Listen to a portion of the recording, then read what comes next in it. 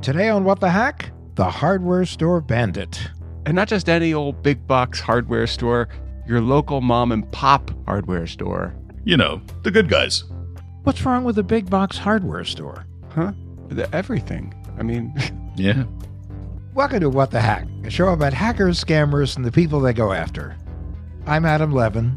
I'm Beau Friedlander. And I'm Travis Taylor.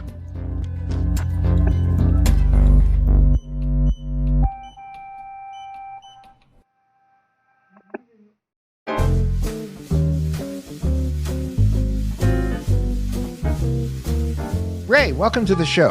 Where are you coming to us from today? Thank you for having me. I'm coming to you from Connecticut. And what do you do? I'm a general manager of a hardware store. Okay, now is this I know the answer to this. Do you know who I am? Who are you? Oh, sorry. Who are you, Beau?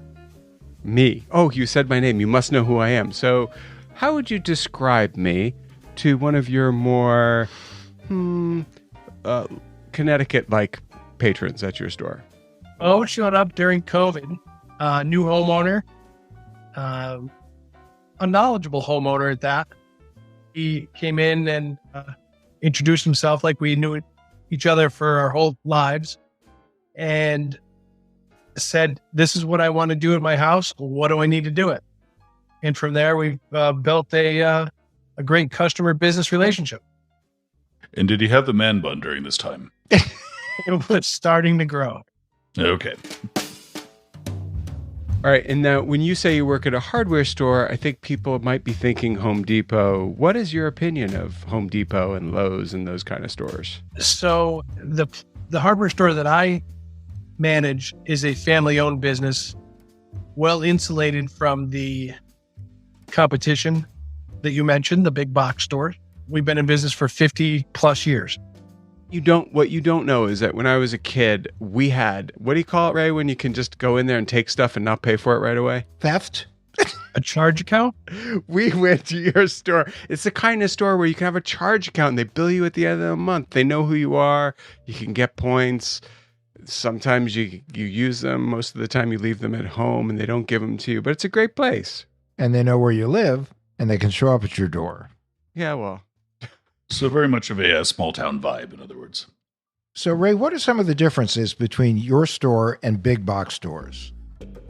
So the main difference, I believe, is the personal service that you get when you come into our store. And there's personal relationships that we've built over the years that, keep our customers coming back time after time. Might not be the least expensive place to get what you need, but you know that you can count on us in times of need. We've built a great reputation over the years. Well, the other thing is, if you're like me, you say, I don't know what exactly I need for this thing. And they know what you need because they know what thing you have because you've bought other things for that thing. So it's really got a great vibe to it. It does, as Ray was saying. And when I walk in, it's like walking into Cheers, when Norm walked in, Norm! But we're not here to talk about the show. We're here because I walked into one of my many multi-weekend visits to the store and Ray said, "Beau, you'll never imagine what happened. I got hacked." So he didn't actually get hacked, but they got scammed. It was very exciting. Okay, Ray, lay it on us. What happened? We received a phone call from an individual who stated he was calling from our point of sale provider. Can you explain to our listeners what a point of sale provider actually is? Our point of sale provider is the company that we use to track all of our inventory. We use them to charge customers out as they purchase merchandise from us. Point of sale system is basically a glorified cash register, but behind the scenes can do a lot of things with our inventory. And in this case, they also are our credit card processing vendor. So they're big, right? Huge. You probably haven't heard of them because they're specific to our industry. Are they specific to the hardware store industry or are they specific to small business owners? Hardware, automotive, paint. Okay, so it's only so their specialty is They know what stuff you have for sale. They know how much of that stuff you have. And they also facilitate some on the actual transaction side. Yes. That sounds like quite a system, and something that would make you paralyzed if it stopped working. Is that right? Yes. Okay. And who took the phone call? Let's give people names, just fake names, because it'll make it easier to tell the story. The point of purchase provider we're going to call not Hank. And we're going to call the person they were talking to Hank. Not Hank had some really, really great information that made Hank believe that, in fact, that he was our point of sale provider. Okay. Not Hank stated that we were having an issue with our credit card machine processing a certain type of card, a debit card. How did not Hank know this from his distant position? He claimed that they were noticing debit cards not going through on the first attempt. That would get my attention. It must have gotten Hank's attention too. So Hank said, well, what do we do? And not Hank said, well, I want to try to run a sale through with a test debit card. Wait, so not Hank wants to try a charge over the phone with a number that Hank was going to enter at the store side. This is correct. So when a card is used over the phone, it is done just using the computer keyboard. And then there's some information that the customer, or in this case, not Hank, would have to provide to get the sale to go through. Okay, so that's interesting because obviously with a credit card, it's the bank's money. With a debit card, it's your money, right? And it's linked to your checking account. And if anyone gets into your debit card, they can get into your checking account and cause you a world of pain. Okay, so there's a reason why it might have been a debit card and not a credit card, and whatever didn't work for this, not Hank. But I want to hear. So Hank enters in the debit card and was, what did they do? Just charge a penny? So this is where it got interesting. Not Hank picked an item. He picked a small 1 pound propane tank. A 1 pound propane tank, is that common? It is a very common item, especially this time of year where people are barbecuing and camping. So it wouldn't be an item that only somebody who knew who you guys were, who had been in your store, actually saw and then was using in order to scam you. That's correct. Anybody could know that that was an item we stocked. But not Hank did know the kind of stores he was going after, because this particular system that not Hank was representing he was calling from only does hardware stores, automotive, and paint. And a 1 pound propane tank is not exactly a big ticket item, I'm guessing. No, but he asked to run a sale through that would total $899 worth of small propane tanks. Oh, wow. Okay. Wait, now $899 is a very dumb amount. Well, put a pin in that. Okay, what happened next, Ray? So what happened is when they rang up the transaction for $899, the debit card number that was provided to complete the transaction, that card did not have available funds to get to the $899, and all it had on it at that point was $365. Our point of sale system will, if the sale, in this case, it being $899, if the card presented has funds available, it will take as much up to the full amount. And then the customer could then pay the rest in cash. If they could use another card also. Let's just stop for a second. Travis, what's going on? With point of sale systems, or at least some of them, you can split up a payment. So say you and another person are going in on something, you can charge half to one card, half to the other. Yeah, you do it when you go out and you share the cost of a meal with somebody. I have never had the experience of you doing that. Travis? Not to date, but hope springs eternal. So yeah, if you don't want to max out one card or the balance on a credit card, you can just say, I'm going to put some on this one, I'll pay the rest in cash. It's pretty straightforward, happens all the time. And by the way, for listeners, that's just because Adam always slaps his card down first and gives you the look of death if you try to pay anything. Lord Bountiful. So the transaction wouldn't go through, and Hank wasn't sure why. And either not Hank dropped the call purposely or there was a bad connection. But then, when Hank tried to call not Hank to discuss it, he would not pick up. So they got disconnected. And was Hank getting suspicious at this point? Or? Hank was pretty nervous. Now, but not Hank was now no longer on. He was not on the phone. So where was not Hank? Did not Hank call back? Hank was smart enough during this whole thing to write down the phone number that was on the caller ID. Oh, nice. But when Hank called back, it went immediately to voicemail that was not set up.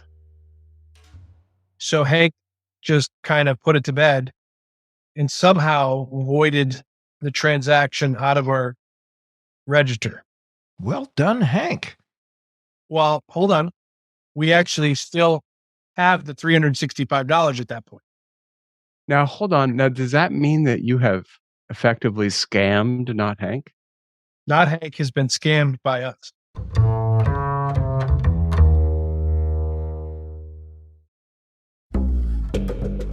So the story doesn't end. There's a day 2 to this, right? The next day, when our general ledger didn't balance, I called not Hank. Not Hank picked up. Really? Oh, wow. Yeah. And I said, hey, not Hank. I said, we have some propane tanks that belong to you. And he said, oh, that can't be. I said, oh, yes, it could. And he hung up on me. So then I waited about an hour because I knew he was not going to pick up. And this went on for a few hours. So then I said, something's up. So I called our very large point of sale provider. And then they came out with some information that shocked me, saying that this is a known scam in the hardware industry, and proceeded to tell me about a few stores that have got ripped off for tens of thousands of dollars. And how did this scam work? Normally, if the debit card had had enough funding on it, that sale would have went through for $899. And then he would have said, okay, now we need to start to try to do some credits. And then he would have just made up different items that hardware stores stock until finally the card couldn't be used anymore, because banks will shut off a card once certain credit limits have been reached. But my question to my point of sale provider is, hey, look, you guys know this is going on. Why not notify, your membership? That's what we were about to ask.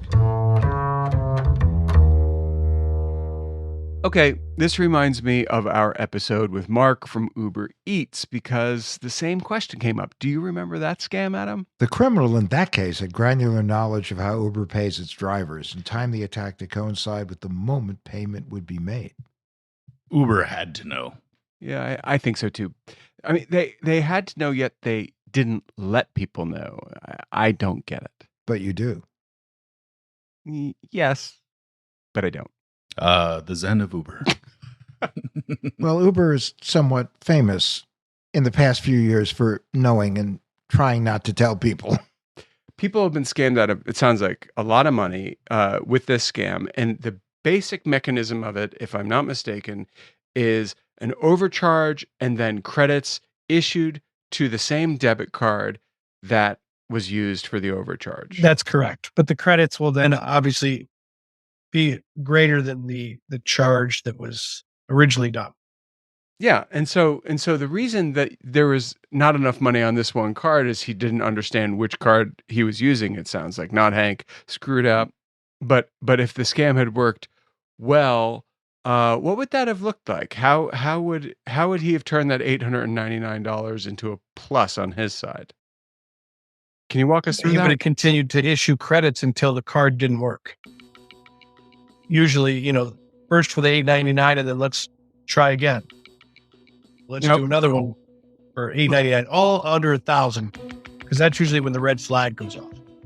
But can I ask you, why is it that Hank wouldn't just say, I sent you the $899, you have it? Is that when not Hank says, no, I don't have it, do it again? That's correct, because his initial phone call stated that there was a problem and they weren't seeing the cards go through. Oh, so can you just do it? Wait a second, do it. Let me see. Nope, I didn't see it. Do it again. Nope, I didn't see it. Do it again. Nope, I didn't see it. See you later, sucker. Yep. Nice. Nice. Well, if you're listening to this show and you're a criminal, we're not telling you any of this so that you can do it to someone else. Ray, is this something that could be done to any kind of retail operation? I would say they would have to target smaller operations where it's the person where Hank is readily available to pick up the phone, because this would not be just a regular cashier that would do something, have the authorization to do these credits. Right. It has to be a manager level person. It would have to be a manager level person. And to get, to call a big box chain store, it might be difficult to get to the right person.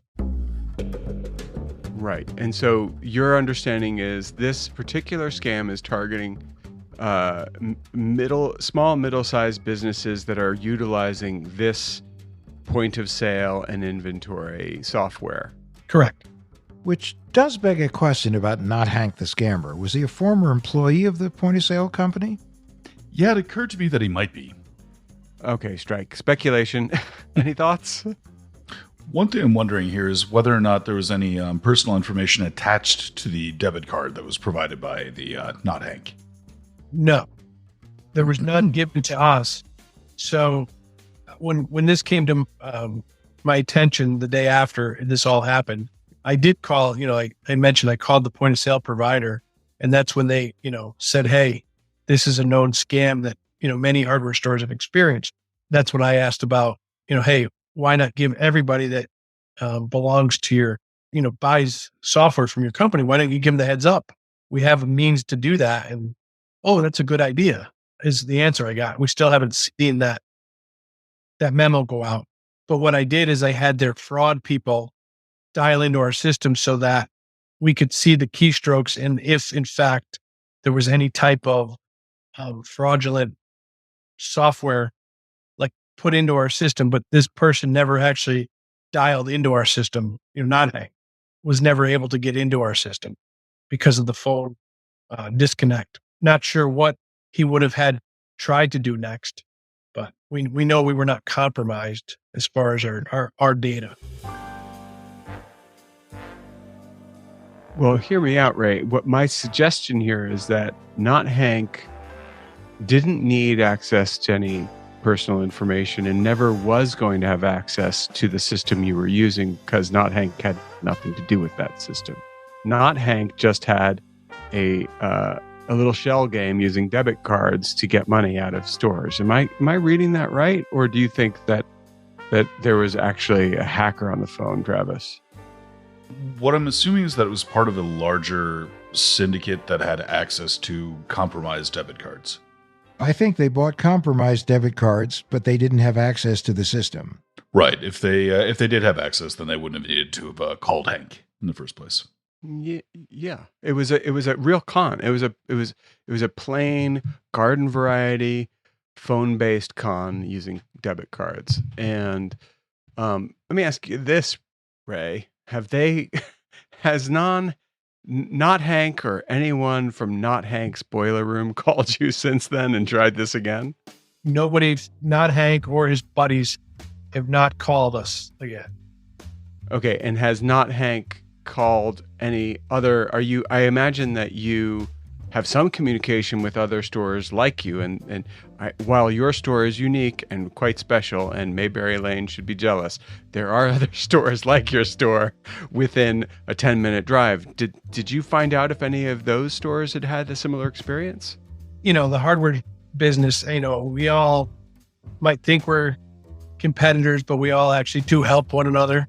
Yeah. And we're not enemies. So I did let my network know, hey guys, look, this happened to us, be on the lookout, let your team know what's going on. And has anyone come forward? Nobody's come forward and said that they had the similar experience. Gotcha. Do you guys have like an association where you meet and you talk about threats that you're facing? So there are, yes, in independent hardware stores, there's a few different associations. We do belong to one, and we actually all meet twice a year. And there is the ability to get together and talk about stuff like this. And is there a lot of drinking and bowling at these events? There's definitely no bowling. Come on. But there's probably a great deal of drinking, yes? There has been known to be, yes. How much beer will $365 buy you? Hey. Well, it depends where the conference is, in which city. So let me ask you this. Have you talked with your employees at the store and let them know that this is happening and what they can do next time Not Hank or someone like Not Hank calls? Yes, we had a team meeting about this issue. And if Not Hank calls again, or one of Not Hank's friends, whoever takes the call is to get as much information as possible and say that the person that handles this is not here at the present time, and we will call you back.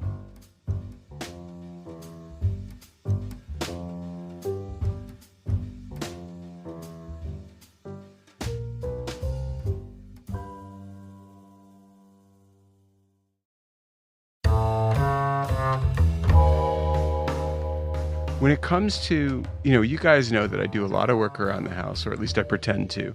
And You've mentioned it once or twice. okay, fine. Listen.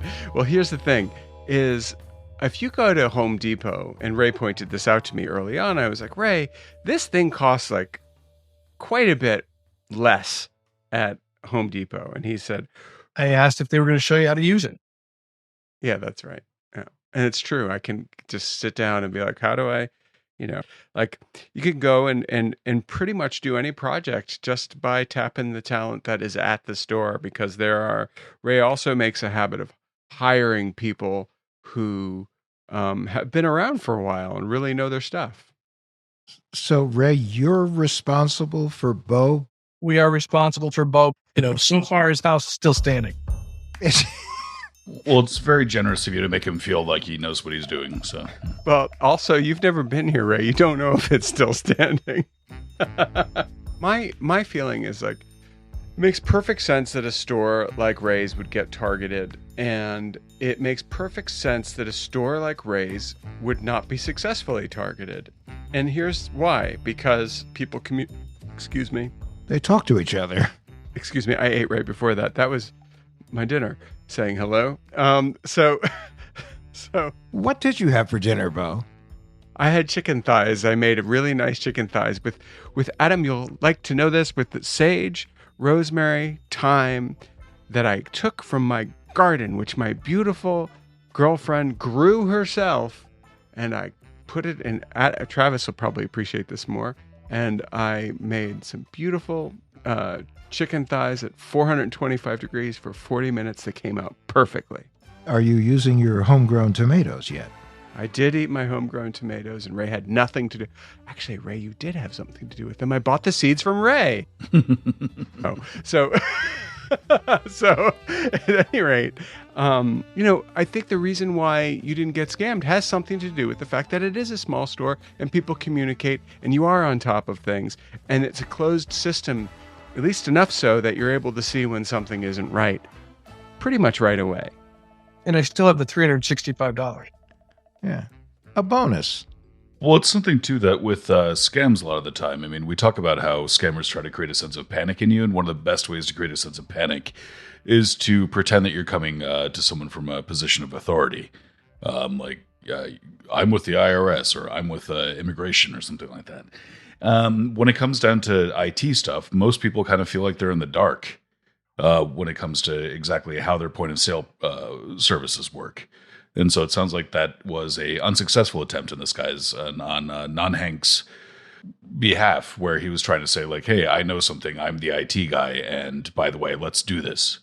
But at the same point, remember that when somebody calls the store and says that what you think is going through, which would be credited to your account, ain't showing up, that would be enough to scare the hell out of any small business owner. 100%. So that would certainly add to the urgency of it. But that's why it's so important that businesses have to verify the legitimacy of any unsolicited call, especially if it comes from not Hank. Well, what's the best way to do that, Adam? Well, one of the things you do is wherever they say they're from, You need to independently verify that such an organization exists and then call the number and confirm that that person is actually calling from that organization. Now, and you obviously don't get the phone number from them. Correct. And another big one, if you're working with a vendor like this, is just to know who your account representative is. Then you can say, where is the other guy? Like, we are used to communicating with this one person. Not Sylvia. You're right. Exactly. Scammers and hackers, they love to catch people off guard, to catch them distracted, and then scare them with something and create a sense of urgency. So you really have to take a minute, think about it, and if it's something really urgent, yes, make it a priority, but you've got to verify. You know, they used to say, trust but verify. Now, never trust, always verify, always question. Yeah, and I also think that, Ray, I know you, and I know kind of, we're friends at this point. I know how you think a little bit based on some stories with your kid and something that happened that we were just trying to figure out. I think that you're perfect for this assignment. Get as much information out of them as you can. And now that you have that $365, you have the keys to the kingdom. You know that you can actually scam them. And you should. I think you should start doing it. Just get as much money out of those punks as you can. Not Hank. Call up Ray's store. He's got some propane tanks for you, and they're on sale. He's waiting for you. Well, here's the problem with that credit card number is it probably belongs to not Sylvia. And it's been stolen. It could be Bose. We don't know.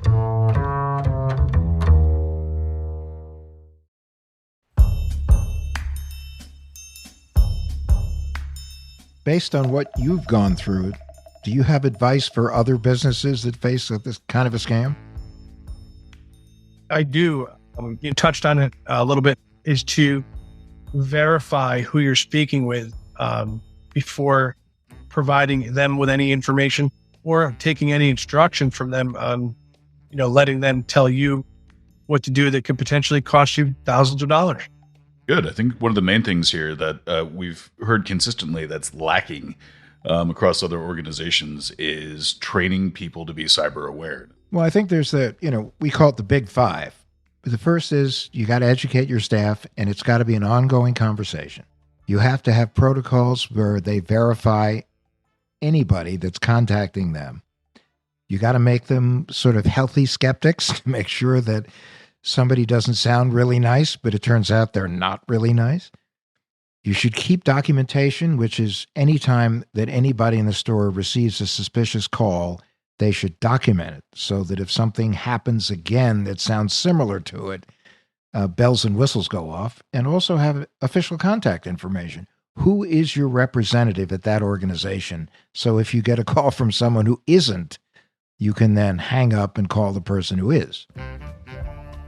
Okay, so Ray, before we let you go, got to ask you, what is the coolest thing you sell at your store that cannot be got at any big box store? The coolest thing. So, If it isn't a flamethrower, I'm going to be disappointed. we have a flamethrower. Oh, wow. Okay. We sell flamethrowers to melt ice or burn weeds. That is the most metal thing I've ever heard. All right, enough of this. Ray, this was great. We can't thank you enough. Appreciate you having me up. It was really nice to have you, Ray. See you in the store. Thanks again to Ray for sharing his story. What's next? Well, it's time for the Tin Foil Swan. Our paranoid takeaway to keep you safe on and offline. Ray reminded me about something that bothers me. You aren't handy? Not in the slightest. But point of sale systems bother me. That's so specific. What's wrong with them, Travis? Come on. Well, they're great if you're a vendor. And like Ray was saying, you have businesses an all-in-one solution to track inventory, process credit and debit card transactions, and even provide the hardware to do it. I sense a but coming on. It's a big but.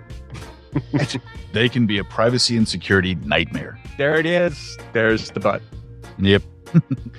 If you're providing your payment card and you're getting your receipt sent to your email address or your phone, That's 2 key data points right there. 4 if you include what you've purchased and where you purchased it. Your data are so many pieces of a mosaic. You guys are ridiculous. But, okay, I'll go along with it. Is it the point of sale companies getting your data that you don't like, Travis? There is that, but what if they get hit with malware or their network is compromised? Is it really worth the perceived convenience of paying virtually? As we see all the time, though, convenience usually comes at the expense of security. Okay, good to know you're both great mugging prospects. Personally, I'd be more worried if I were in the habit of walking around with fists full of cash. I'd like to see someone try it. Me too. And that's from Travis. Well, I mean, Travis would smash him like a bug probably, but all right. What can people do? First and foremost, if you need a receipt, see if you can just get it printed. I was pretty annoyed when I went to a business for the first time and saw that my phone number and email address auto-populated on their POS terminal from another transaction at another business. So ideally, you shouldn't be providing that data since it's linked to every other business using that same service. Okay, and for listeners, POS doesn't only mean piece of shit. What if they don't have a printer? Well, you can be a purist and refuse to give them your business, but that is admittedly pretty extreme. Set up a separate email address for your receipts. So what he's really saying is siloing your data. Exactly. Email addresses are easy to get for free, and even paid services aren't really that expensive. Either way, setting one up for receipts isn't that heavy of a lift, or it shouldn't be. And for the security angle, as we've said before, use a credit card, please. Or use cash. You two must never get any sleep. I'd rather get hacked. And that's our Tin Foil Swan. I would. All right, let's do the...